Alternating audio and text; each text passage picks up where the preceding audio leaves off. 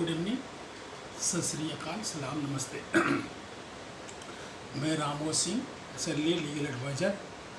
आज आपके बीच में इंश्योरेंस के कुछ केस लाज हैं जिनमें कंज्यूमर फोरम के फैसले हैं और अदर अथॉरिटीज़ के भी फैसले हैं, सुप्रीम कोर्ट के भी हैं। समझने की कोशिश करते हैं। Denial of insurance claim, Bihar state commission dismisses appeal by Reliance Nippon life insurance. Reliance Nippon life insurance company limited versus Gharohari Devi का केस था और केस की समरी में समझ लेते हैं। The state consumer disputes radiation commission in Bihar dismissed an appeal by Reliance Nippon life insurance company claiming the policyholders misrepresented their age when obtaining the policy. The commission found that the insurance company had not met its burden of proof as the advisor completed the proposal form after confirming the policyholder's age. The complainant filed a complaint with the district commission citing aggravation.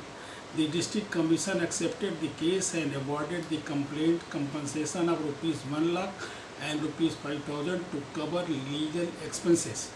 The commission emphasized that an individual's age can be determined by observing their face and physical characteristics. बिल्कुल correct है कि adviser गया, proposal चेहरा देखा, आदमी को देखा, उसकी एज देखा, प्रपोजल फॉर्म भरा।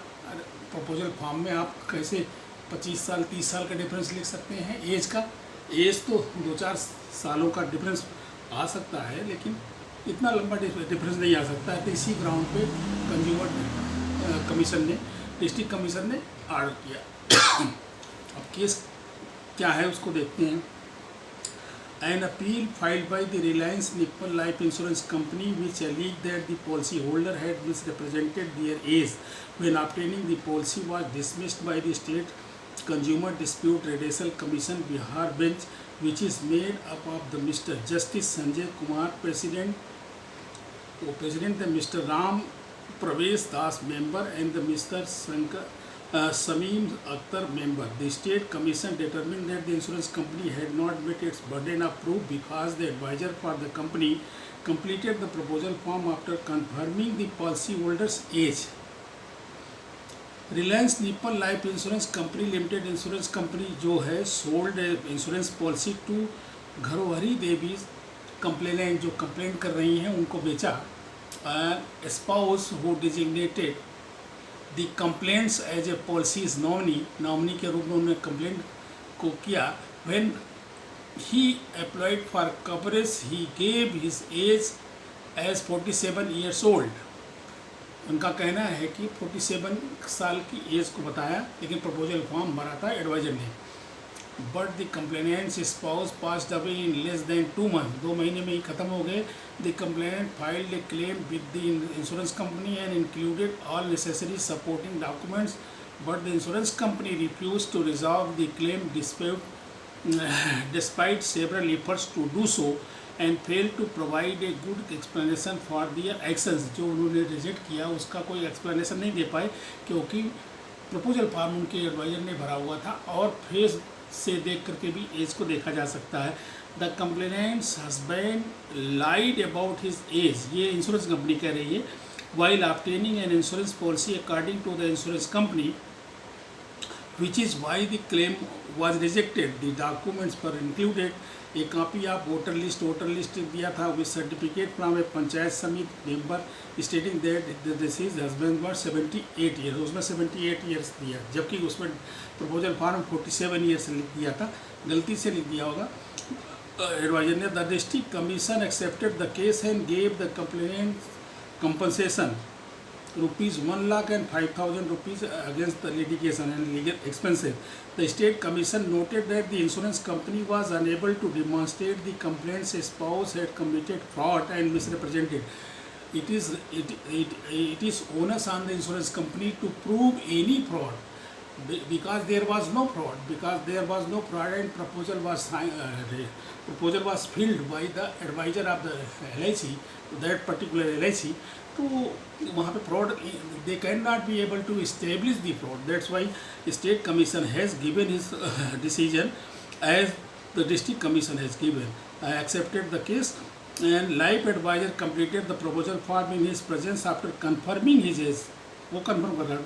The state commission added that an individual age may be determined just by observing their face and physical characteristics and as they are unable to hide their age. ये बिल्कुल सही बात है कि सामने ही चेहरा दिख रहा है, सामने आदमी दिख रहा है.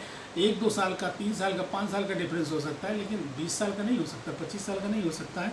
तो ये केस था denial of insurance claim. Bihar state commission dismisses appeal. जो लाइफ इंश्योरेंस कंपनी थी अपील में गई थी अगेंस्ट डिस्ट्रिक्ट कमीशन के आर्डर पे, वो हुआ.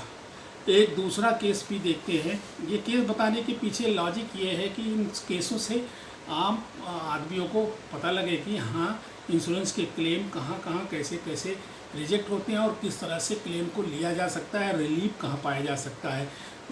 डिस्ट्रिक्ट कमीशन में, ओम्बड्समैन में, डिस्ट्रिक्ट कमीशन के बाद स्टेट कमीशन के बाद नेशनल कमीशन, ये प्रोसेस चलता रहता है. लेकिन अगर स्टेट कमीशन में ही अपील कैंसिल हो जाती है तो बात वहीं बन जाती है, इंश्योर को फायदा हो जाता. Insurance regulatory and development authority of India versus Sahara India life insurance company limited. Sahara के विषय में सब लोग जानते होंगे, वो डिस्प्यूट चल रहे हैं. तो इसका समरी है, the securities appellate tribunal side जिसको बोलते हैं, overturn an IRDA order directing the transfer of the Sahara India life insurance policies to SBI life के लिए, जैसा ट्रांसफ़र के लिए बोला जा रहा था. IRDA कर रही थी कंपनी लिमिटेड, सहारा India life insurance company limited appeal दी. सहारा India life insurance company limited appeal इन IRDA's जून 2, 2023 ऑर्डर. उसके ऑर्डर के अगेंस्ट कहाँ अपील करेंगे, साइड में जाएंगे. which mandated the transfer of Sahara's bank accounts, books of accounts and records of SBI life insurance. The Supreme Court halted the implementation of the IRDA's June 2, 2023 order, stating there was no pressing need to move the Sahara policies to SBI. The tribunal was instructed to consider the stay request again. Sahara life insurance company के सारे चीज़ें transfer करनी थी SBI को, क्योंकि सहारा का case चल रहा है. सहारा में थोड़ी प्रॉब्लम थी, लेकिन इस पे भी जो है ना इतनी जल्दबाजी क्यों है. सेट ने जो है ना उसे रोका, तो सेट के आर्डर को सुप्रीम कोर्ट ने भी माना और उन्होंने भी आर्डर किया कि इतनी जल्दबाजी में ये सब चीज़ें ट्रांसफ़र न की जाए. और एक तरह से जो अपील है उसको रिलीफ मिली. अपीलेंट कौन था, Sahara life insurance company. The securities appellate tribunal's order that had suspended an order from the Insurance Regulatory and Development Authority of India's ordering the transfer of policies from Sahara India Life Insurance Company Limited to the SBI Life Insurance Company Limited was recently overturned by the Supreme Court in an appeal filed by the IRDAI. IRDA ने appeal किया, set ने फैसला क्या दिया, उन्होंने order किया कि इतनी जल्दबाजी नहीं है. तो अपील में कौन गया, IRDA गया, supreme court. Sahara India Life Insurance Company Limited filed an appeal with the SED regarding the ruling issued by the IRDA on June 2, 2023, directing the transfer of the Sahara Life Insurance policies to SBI Life Insurance Company Limited. It was also mandated that the Sahara India Limited insurance bank accounts, books accounts and other records moved to SBI Life Insurance. सबको transfer देना था. The IRDA issued an order to December 30, 2020 declaring that the Sahara Life Insurance Company was no longer a fit and proper.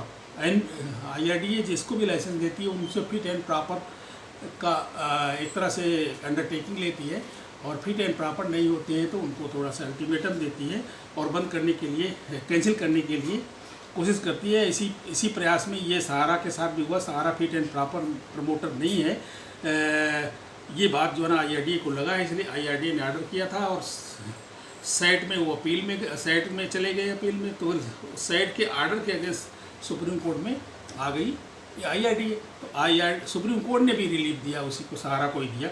There was no pressing needs to move the Sahara policies to SBI according to SAT's order of June 13, 2023 which halted an implementation of the IRDA's June 2, 2023 order. While restraining the SAT's order, the apex court made it apparent that the tribunal might continue to hear the appeal on its merit. सुनते रहे, appeal उनकी को सुने और merit पे सुने।